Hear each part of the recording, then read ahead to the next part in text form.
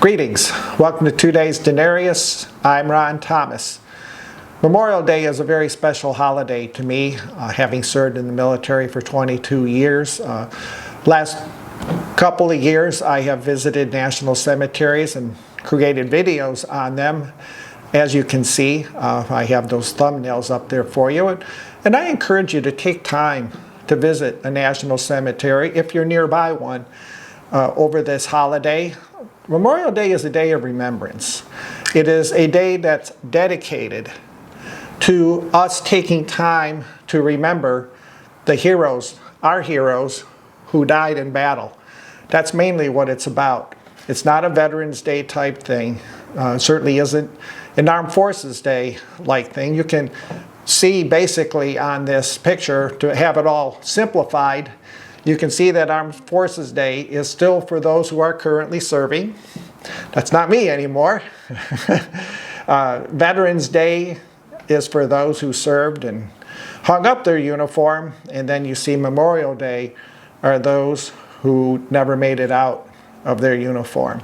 That's basically contextually what those days are about.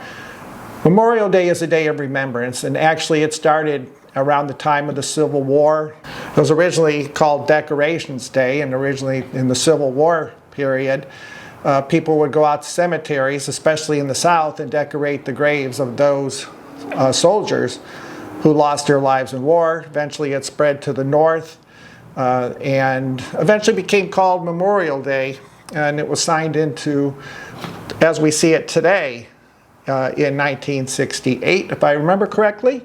Also, it was originally designated as a holiday on a Thursday. That's what's been the down point, in a sense, about Memorial Day, being that it is on the last Monday in May. It's seen as the kickoff of the summer, and people use it as a day to party and things, and that's not what the day was originally about. It's not what it's supposed to be about at all, and I'm not against people barbecuing. I'm not against them swimming.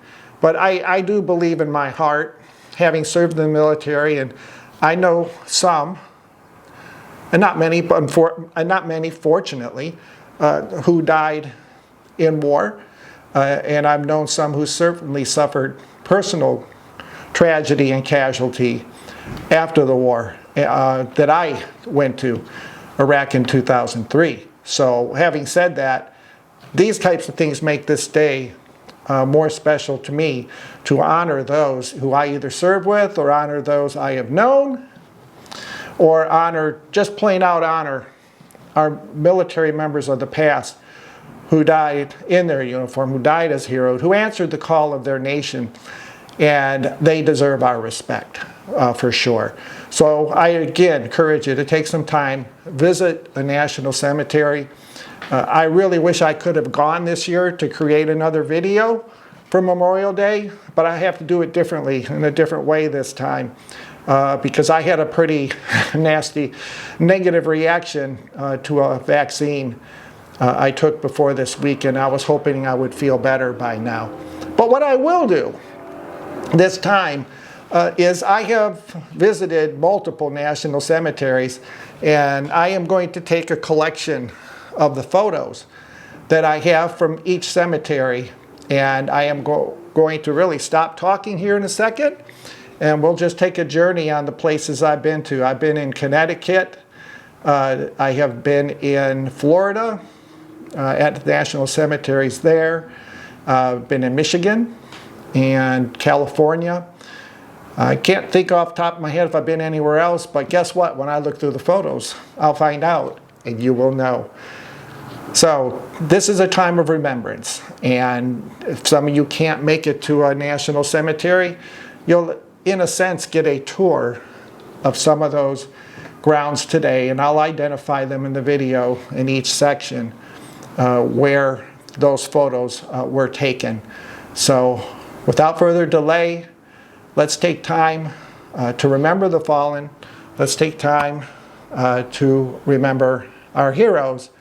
Though we often say, all gave some, but some gave all, the last full measure of devotion.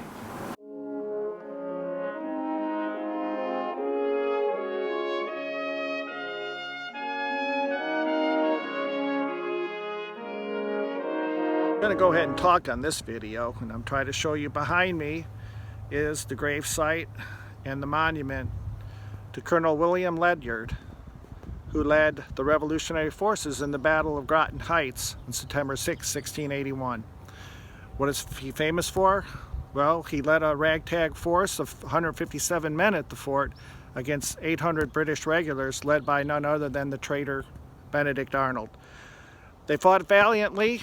They inflicted some pretty good hurt on the Brits until the third wave of the British forces took the fort. But what happened after the fort was taken was really sad, because the Brits started slaughtering the American forces, the colonists, and about 80 of them were killed as a result at the battle, which took place at Fort Griswold. It's a different location in town. In fact, when Colonel Ledyard surrendered, he was actually thrust through with his own sword. What happened there at the Battle of Fort Griswold ultimately led, it was kind of like the Alamo of its time, ultimately led to our victory at Yorktown the next year, because our forces remembered that, did not forget what took place at the Battle of Groton Heights at Fort Griswold. You can look these things up, Colonel William Ledyard and the Battle of Groton Heights, Fort Griswold, on Google. They're interesting read. But again, as I said earlier in my video, you take a look at these sites here and stuff. They're rather dilapidated. You can see Colonel Ledyard's old stone grave there and a couple of monuments out here in Groton. But these are history. This is our history. We should preserve it.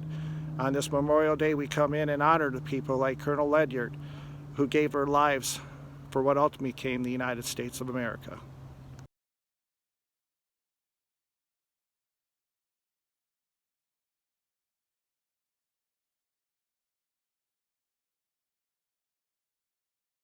Hey friends, it's me again, and as you can see, I'm holding a flag in our hands. Today I am at the gravesite of Continental soldier Samuel Perkins, as I said in previous videos, died at 22.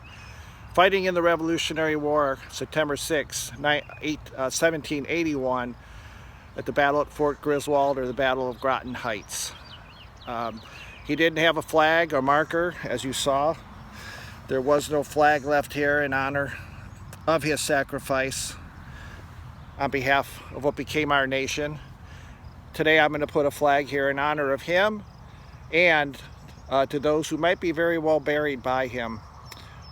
Put this marker here now. So I will do that in remembrance of this 22-year-old young man, and certainly for the soldiers who I believe are buried next to him. I'm trying to hope you can see that. Oh my goodness, the ground here. There we go. I found a soft spot. Oh goodness. Sorry for the shaking of the candle. Young man, 22, who represents many of the ages of the sailors, Marines, and other military members that I have worked with through my career and went to war with in Iraq in 2003. They were young, they did the job. Some of them, as we know, and over time, have not come home alive. We remember their sacrifice.